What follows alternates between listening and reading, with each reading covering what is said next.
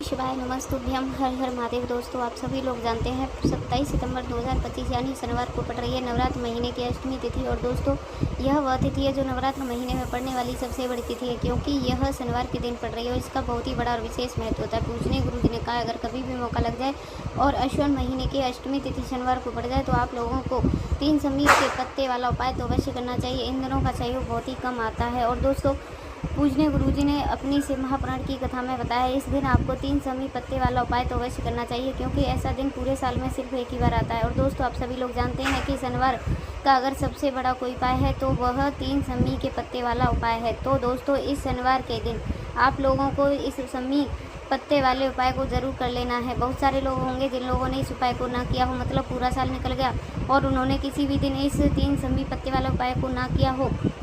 पर दोस्तों, आपके पास एक आखिरी मौका बचा हुआ है जो कि 27 सितंबर के दिन है। तो इस दिन आप लोगों को इस वाले उपाय को ज़रूर कर लेना है, भले ही आपने पूरे साल भर इस उपाय को ना किया हो।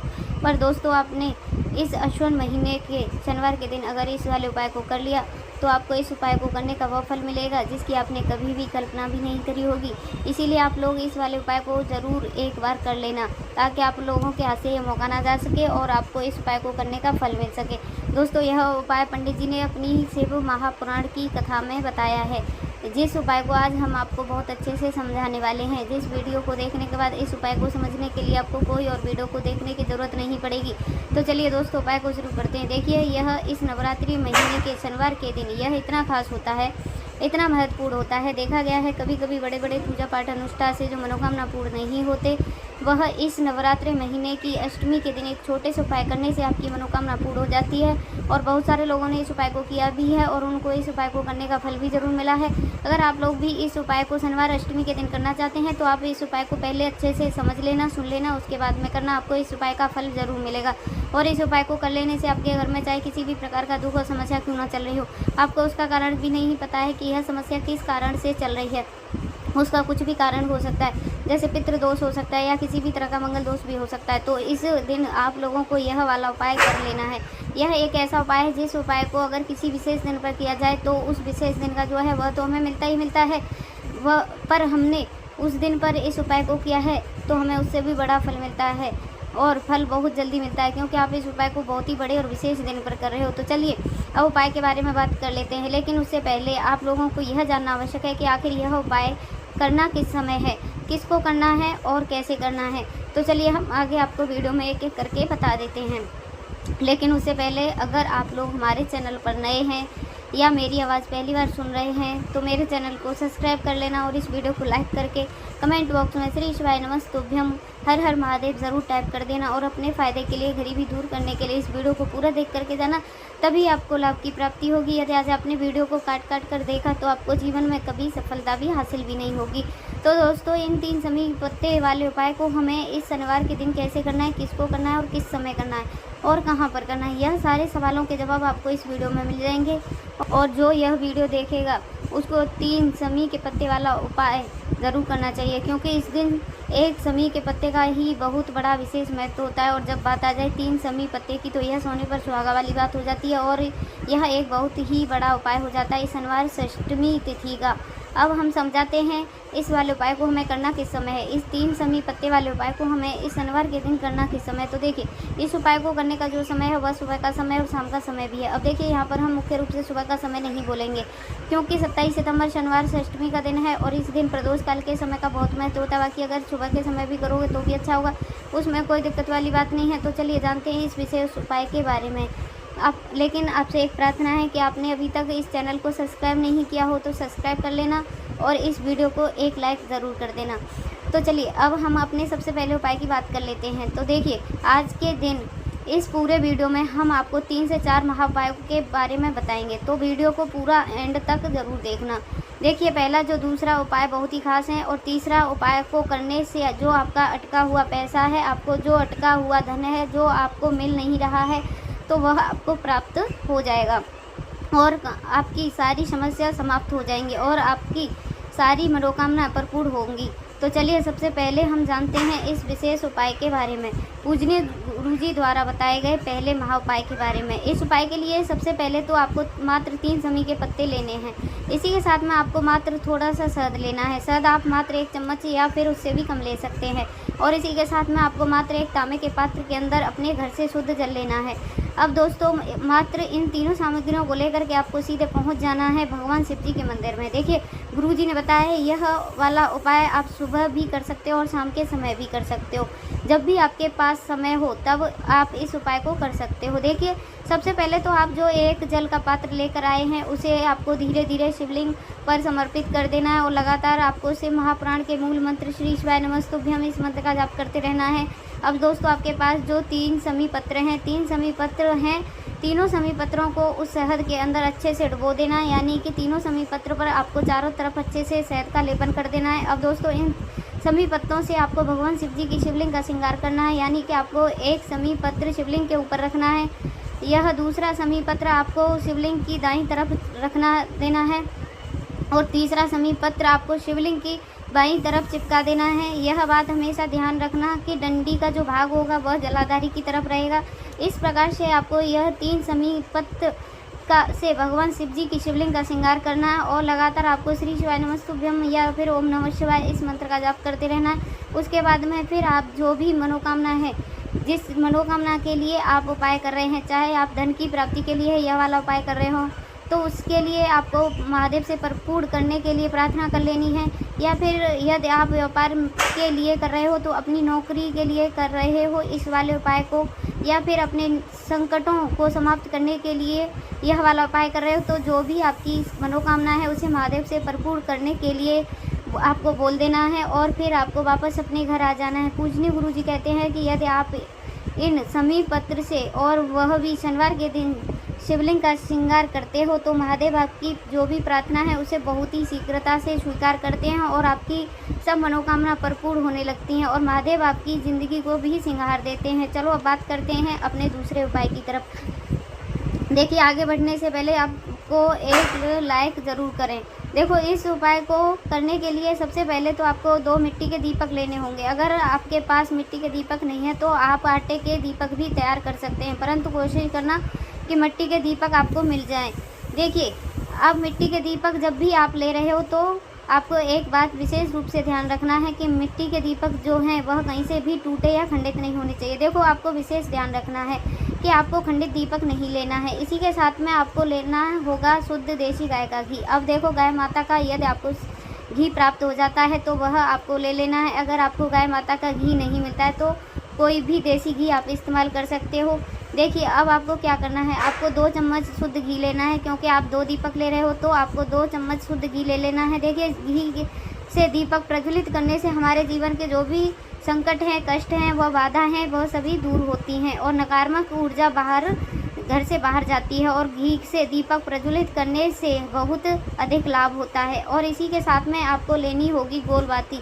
आपको मात्र 2 गोलबाती लेनी होगी। गोलबाती का दीपक प्रज्वलित करने से माँ लक्ष्मी बहुत अधिक प्रसन्न होती हैं, जिससे आपके धन में वृद्धि होती है। और इसी के साथ में आपको लेनी होगी 2 लौंग। देखो अब लौंग जो हैं वह हमारे जीवन के सारे कष्टों को और संकटों को दूर करती हैं, तो इसीलिए आपको मात्र 2 फूल वाली लौंग लेनी होंगी। यह सभी सामग्री लेने के बाद इन सभी सामग्रियों को लेकर के आपको पहुंच जाना है पीपल वृक्ष की जड़ वहां पर, क्योंकि इस दिन पीपल के वृक्ष की जड़ में दीपक प्रज्वलित करना बहुत ही विशेष बताया गया है, खासकर शनिवार के दिन। तो कैसा करना है चलिए जानते हैं। पूजनीय गुरुजी कहते हैं कि जो भी व्यक्ति पीपल के वृक्ष से कोई भी उपाय करता है तो उसके जीवन में कभी भी धन की समस्या उत्पन्न नहीं होती है। देखिए पूजनीय गुरुजी बताया है कि आपको ऐसे पीपल वृक्ष के नीचे बैठना है कि जो थोड़ा सा बड़ा हो और उसकी छाया आपके ऊपर पड़नी चाहिए और पीपल की जड़ में आपको यह उपाय करना है।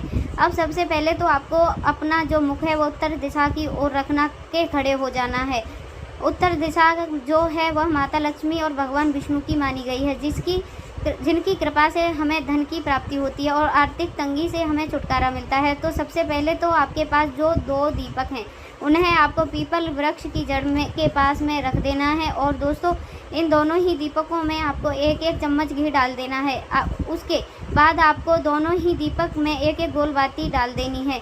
इसके बाद आपको पीपलेश्वर महादेव का नाम लेकर के और अपनी नाम और गोत्र बोल करके दोनों ही दीपक को आपको प्रज्वलित कर देना है। उसके बाद में जो आपके पास 2 लौंग हैं, इसमें से आपको एक लौंग को अपने सीधे हाथ में रखना है और जो दीपक है, पहला दीपक, उसके ऊपर से आपको पहले लौंग को 11 बार घुमाना है। देखिए, यदि आप 11 बार घुमा रहे हो तो आपको 11 बार ओम महालक्ष्मी नमः इस मंत्र का जाप कर लेना है और आपको अपना नाम और गोत्र बोल करके आपको धन की प्राप्ति को, धन की जितनी भी समस्या है वह सभी दूर हो, ऐसा आपको प्रार्थना कर लेनी है। और यह जो पहली लौंग है उसे आपको दीपक के अंदर डाल देनी है। अब इसके बाद में आपको दूसरी लौंग को भी ले लेना है और बाएं वाले दीपक की ऊपर से भी आपको इस लौंग को 11 बार घुमाना है और 11 बार आपको घुमाने के बाद ओम नमो भगवते वासुदेवाय इस मंत्र का जाप कर लेना है। इसके बाद में इस जलते हुए दीपक में आपको अपना नाम और गोत्र बोल करके इस जलते हुए दीपक में यह लौंग डाल देनी है। देखिए, पूजनीय गुरुजी कहते हैं कि जो भी व्यक्ति इस उपाय को तिथि पर कर लेता है उसके जीवन में कभी भी धन की से जुड़ी समस्या उत्पन्न नहीं होती है। उसका जो भी सोया भाग्य है वह चमक उठता है और धन की देवी माता लक्ष्मी की प्राप्ति होती है। अब दोस्तों, हम जानते हैं पूजनीय गुरुजी द्वारा बताए गए तीसरे विशेष उपाय के बारे में, तो यह उपाय भी आपको अवश्य करना है। देखिए, यदि आप चाहते हैं कि आपके जीवन में चारों तरफ से धन की कोई भी कमी ना हो, यानी कि आपके जीवन में चारों दिशाओं से धन की जो स्रोत हैं वह बंद ना हो और चारों दिशाओं से आपके घर में, आपके जीवन में धन आए, तो आपको आज के दिन यह उपाय करना चाहिए। आज के दिन पीपलेश्वर में भगवान विष्णु और माता लक्ष्मी का निवास होता है। पीपल वृक्ष की में देखिए, आपको एक चौमुखी दीपक लेना है। आप मिट्टी का भी ले सकते हैं और आटे का भी ले सकते हैं। देखिए, दीपक के अंदर आपको 4 बातियों का प्रयोग करना है। साथ ही साथ दीपक में आपको घी का प्रयोग करना है। अगर घी आपके पास नहीं है तो आप तिल के तेल का भी प्रयोग कर सकते हैं और साथ में आपको एक चुटकी हल्दी भी अपने साथ ले लेनी होगी। अब देखो दोस्तों, यह जो चौमुखी दीपक है आपको पीपलेश्वर के वहाँ पर लेकर के पहुँच जाना है। देखिए, यह जो दीपक है आपको माता लक्ष्मी को नियमित प्रज्वलित करना है, इसीलिए आपको ओम महालक्ष्मी नमः इस मंत्र का जाप वहाँ पर 108 बार करना है पीपलेश्वर के वहाँ पर। यह जो चौमुखी दीपक है आपको उत्तर दिशा की ओर अपना मुख कर कर के प्रज्वलित करना है। यह दीपक आपके घर में सुख समृद्धि प्रदान करेगा और आपकी जो भी दरिद्रता है उसे भी दूर करेगा। तो इस प्रकार से आपको यह तीसरा उपाय कर लेना है। अब दोस्तों, हम सबसे अंत में जान लेते हैं चौथे चमत्कारी उपाय के बारे में। यह उपाय विशेषकर रोग मुक्ति के लिए होने वाला है। देखिए, इस उपाय के लिए आपको मात्र थोड़ा सा शहद लेना है और इसी शहद के साथ में आपको मात्र 1 लोटा शुद्ध जल लेना है तांबे के पात्र के अंदर अपने घर से। अब सिर्फ यह दोनों सामग्री लेकर के आपको सीधे पहुंच जाना है भगवान शिव जी के मंदिर में। पूजनीय गुरुजी ने बताया कि शनिवार के दिन पर आप यह उपाय सुबह के समय भी कर सकते हैं और शाम के समय भी कर सकते हैं। देखिए, सबसे पहले तो आप यह जो शहद वाले स्थान शहद लेकर आए हैं, इस शहद से आपको माता अशोक सुंदरी वाले स्थान पर ओम का निर्माण कर देना है। यह जो ओम है आपको अपने सीधे हाथ की जो चिटी उंगली है, पास वाली उंगली, अनामिका उंगली, उसी से बनाना है। और इसके बाद में जो आपके पास 1 लोटा शुद्ध जल है, इसे भी आपको धीरे धीरे भगवान शिव जी की शिवलिंग पर अर्पित करते जाना है। श्री शिवाय नमस्तुभ्यम इस मंत्र का जाप करते हुए पूजनीय गुरुजी ने बताया कि जल आपको बिल्कुल धीरे धीरे समर्पित करना होगा और समर्पित करते हुए आपको कम से कम 21 बार श्री शिवाय नमस्तुभ्यम इस मंत्र का जाप कर लेना है। लेकिन जैसे ही यह जल शिवलिंग के से होकर के जलाधारी की ओर बह करके आए तो उस जल को आपको उसी पात्र के अंदर थोड़ा सा जल ले लेना है और यह जल आपको महादेव से औषधि स्वरूप प्राप्त कर लेना है। आपको महादेव से प्रार्थना कर लेनी है कि हे महादेव, इस जल में औषधि स्वरूप आपने घर लेकर के जा रही हूँ। मेरे परिवार के सदस्यों के शरीर में बीमारी हो चुकी है, उस बीमारी को ठीक करने के लिए आप इस जल को औषधि स्वरूप बना दीजिए। इस प्रकार से प्रार्थना करते हुए उस जल को आपको अपने घर लेकर के आ जाना है। अब दोस्तों, इस जल का आपको उस व्यक्ति को आचमन करवाना है जो व्यक्ति बहुत अधिक बीमार है, यानी कि थोड़ा थोड़ा जल आपको उस व्यक्ति को आचमन करवा देना है। पूजनीय गुरुजी ने बताया कि जो भी व्यक्ति इस जल का आचमन कर लेता है उसका सभी रोगों से बीमारी दूर हो जाती है। तो दोस्तों, इस वीडियो में हमने आप पूजनीय गुरुजी द्वारा बताए गए 3 महा उपाय बताए हैं जो आपको अवश्य करने हैं। अगर आपको हमारी यह जानकारी या वीडियो अच्छी लगी हो तो इस वीडियो को लाइक कर। अब आपको लेना है गोलबाती का दीपक, आप आटे का भी। अब आपको लेना है एक गोलबाती का दीपक। आप मिट्टी का भी ले सकते हैं और या फिर घर से शुद्ध आटा मढ़कर उसका दीपक तैयार कर सकते हैं। इसके बाद में आपको लेना है शुद्ध गाय का घी। अगर वह नहीं है तो आप कोई भी देसी घी इस्तेमाल कर सकते हैं, जिससे आपको दीपक प्रज्वलित करना है। देखो, अब यह सब सामग्री लेकर के आपको जाना है प्रदोष काल में आपके घर पर तुलसी जी के घेरे के पास में। देखो, यह उपाय तो आपको अवश्य करना है। देखो, वहाँ पहुँच कर के सबसे पहले वह दीपक आपको प्रज्वलित कर देना है। ओम नमो भगवते वासुदेवाय, इस मंत्र का 11 बार जाप करना है। उसके बाद में आपको अपने सीधे हाथ में थोड़ी हल्दी लेकर उस दीपक में अपना नाम और गोत्र बोलते हुए डाल देना है।